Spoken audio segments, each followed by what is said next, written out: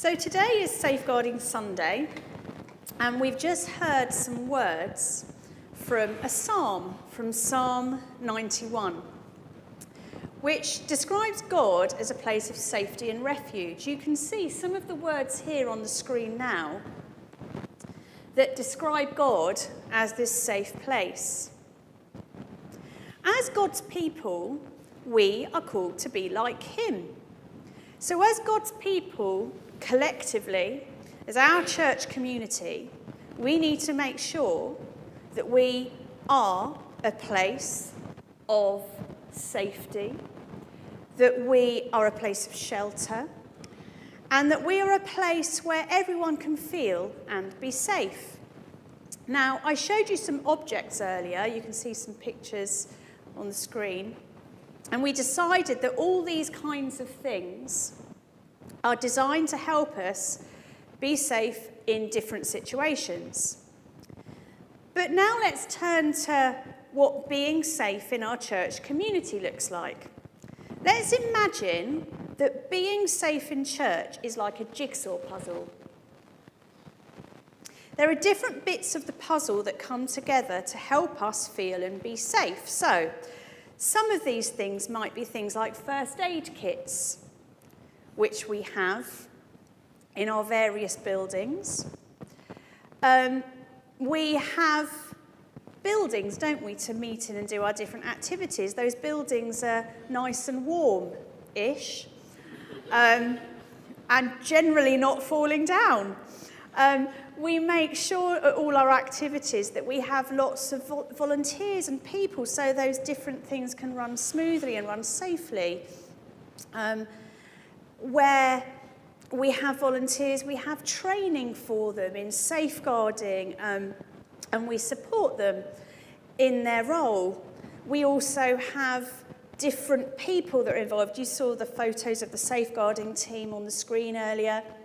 But we also have our church leadership and PCC who take safeguarding very, very seriously.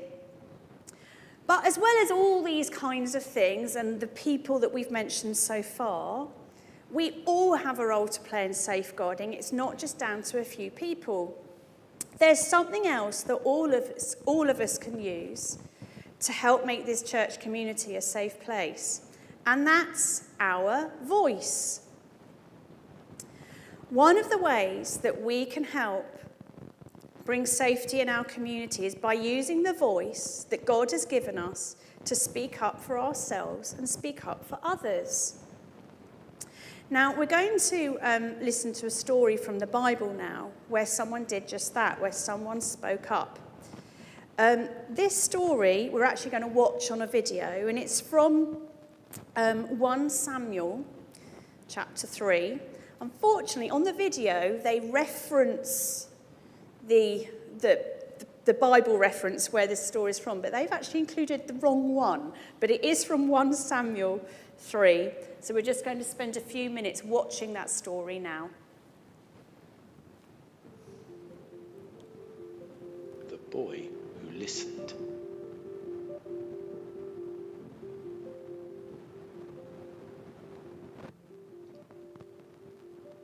Once upon a time, there was a boy who lived in the place where people went to worship God. He helped the person in charge, who was called Eli, and only saw his family once a year. One night, the boy was woken up by a noise. It was someone calling his name. He thought it was Eli, and went to see if he needed any help. Eli said it wasn't him. So the boy went back to bed. The same thing happened again, and then again. Each time, Eli said it wasn't him. The boy was puzzled. Who could be calling his name in the middle of the night? Eli said he thought it might be God. The boy went back to bed and again heard someone calling him. It was God, and God had something important to tell the boy about some very sad things that were going to happen to Eli's family. In the morning, the boy felt scared to tell Eli what he had seen and heard and wanted to keep it a secret. But Eli said it was very important that he told him the truth. The boy spoke up and told Eli everything, and Eli listened. Sadly, it did all come true. But because the boy spoke up and people saw that what he said came true, when he grew up, he became someone very important in his country, who God used to do some amazing things. The end.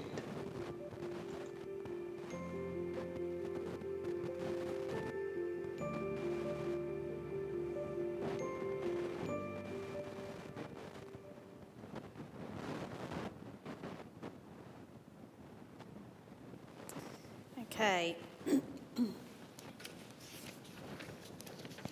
So let's just think for a short time about what that story can teach us about using our voice to speak up for ourselves and others. Now, in that story, a young boy, he was just a child called Samuel, heard an important message from God that he was told he needed to tell Eli. But it wasn't an easy message, and it wasn't a happy message. Samuel felt worried and scared to tell Eli. I wonder what he was thinking. Maybe he was worried that Eli would be cross. Or maybe that Eli wouldn't believe him. After all, Samuel, he was just a kid. He was just a child, and Eli was a grown-up. But in the end, Samuel was very brave. He was courageous, and he spoke up. He spoke the truth. And Eli wasn't cross. He listened. Sometimes it's a scary thing to speak up at first if things aren't right. Doing the right thing isn't always easy, even if you're an adult. And sometimes we do need to be brave. Now, sometimes there are things or messages that it's okay to keep to ourselves. We got the picture of the invitation.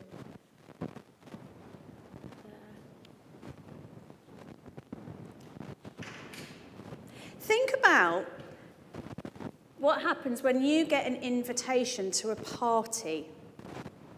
It's exciting. But imagine if you get an invitation to a surprise party. That is an example of quite a good secret, isn't it? Because the party is a surprise. It's a good secret because the surprise is going to make someone happy. And that kind of secret, that kind of message that you can't tell anyone, is the kind of secret that's only kept secret for a little while, because soon everyone will know about it. It's a good secret. Now, the message Samuel was told, we saw in the video, made him scared, and he wanted to keep it a secret. But this wasn't a good secret. It wasn't like a surprise party or a birthday present. It would have been a bad secret. A bad secret is about something that should not be happening, where maybe it's about someone who might be getting hurt. And we should never keep a secret that makes us feel worried or scared, or that makes us feel bad. If we're ever unsure or worried, we should speak to someone, which is what Samuel did. Now, Samuel was only a boy when he used his voice to speak up. And in fact, the Bible is full of examples like Samuel who spoke up about things they saw around them that weren't right.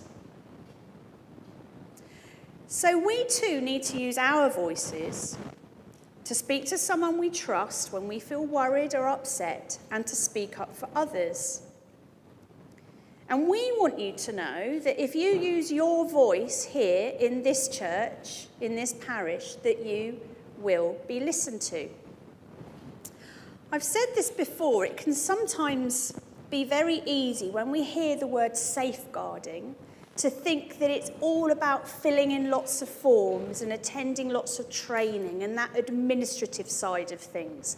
Now those things I've just mentioned are really, really, really important.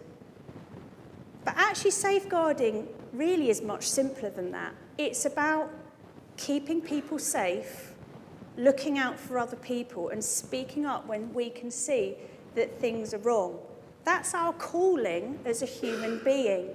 We are called to be like God, and that is what he is like. So let us live out that calling here in our church community and use our voice to speak up.